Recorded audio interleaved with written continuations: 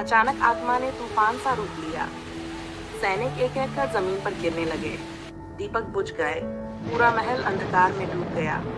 राजा ने तलवार से वार किया, लेकिन आत्मा कोई शरीर नहीं थी। हर वार हवा में समा जाता। रानी चिल्ला उठी, वीरेंद्र, अगर तुमने मुझसे प्रेम किया था तो मुझे यातना क्यों दे रहे हो? प्रेम कभी स्वार्थी नहीं होता। प्रेम त्याग सिखाता है। आत्मा क्षण भर के लिए रुक गई। उसकी आंखों में द्वंद्व छलकने लगा।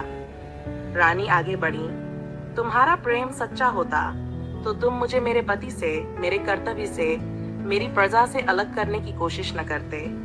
वीरेंद्र, अब मैं तुम्हें मुक्ति देती हूँ। उन्होंने आंसू भरी आंखों से दोनों हाथ जोड़ लिए। आत्मा चीख पड़ी, नहीं, तुम मेरी हो, केवल मेरी। उसने रानी की ओर बढ़ने की कोशिश की, लेकिन तभी राजा ने तलवार उठाई और साधु के मंत्रोच्चार के साथ आत्मा पर प्रहार किया। भारी गर्जना हुई। आत्मा तड़पने लगी। धीरे धीरे उसके चेहरे पर दर्द की जगह शांति उतरने लगी। वीरेंद्र की आंखों से आंसू टपक पड़े। उसने धीमे स्वर में कहा, मृणालिनी, मुझे अब समझ आया, तुम्हारा सुख ही मेरा सुख है। अब मैं मुक्त होता हूँ। और धीरे धीरे वह धुएं की तरह हवा में विलीन हो गया। आकाश में बादल छंट गए। चांद फिर से चमकने लगा।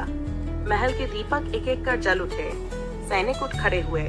साधु ने कहा, महाराज, आत्मा को मोक्ष मिल गया। ये युद्ध समाप्त हुआ। रानी रोते रोते राजा के सीने से लग गई। महाराज, अगर आप न होते तो मैं आज खो चुकी होती। राजा ने उनके आंसू पोंछे और कहा, अब कोई अतीत हमें नहीं बांधेगा। अब केवल भविष्य है, हमारा, हमारी प्रजा का। उस रात के बाद से सौरगढ़ फिर कभी उस भय से नहीं गुजरा। राजा आदित्य सिंह और रानी मृणालिनी ने प्रजा के साथ मिलकर एक नए युग की शुरुआत की। रानी ने हर पूजा में वीरेंद्र की आत्मा के लिए प्रार्थना की, क्योंकि उन्होंने उसे खोया नहीं था, बल्कि उसे अंततः शांति दिलाई थी। पूर्णिमा की भयानक रात बीत चुकी थी। महल अब शांत था, परंतु उस रात की यादें हर किसी के दिल में गहरे अंकित हो चुकी थीं। सैनिकों ने राहत की सांस ली, पर राजा आदित्य सिंह और रानी मृणालिनी के दिलों में गहरा दर्द था। राजा ने खिड़की से बाहर देखा।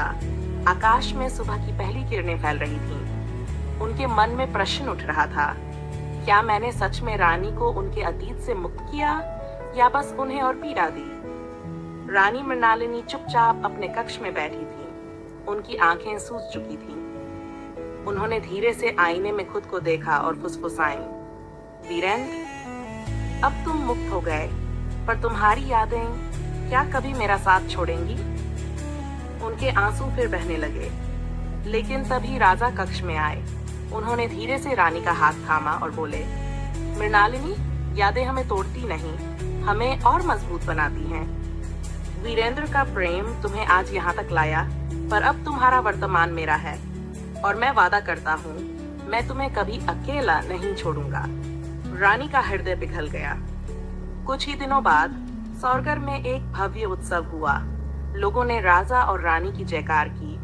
सैनिकों ने घोषणा की, अब यह राज्य हर भय से मुक्त है। अब केवल समृद्धि और सुख का युग आएगा। रानी ने प्रजा के सामने खड़े होकर कहा, हमारा अतीत चाहे कितना भी कठिन क्यों न हो, हमें उससे सीख लेनी चाहिए और भविष्य को उज्ज्वल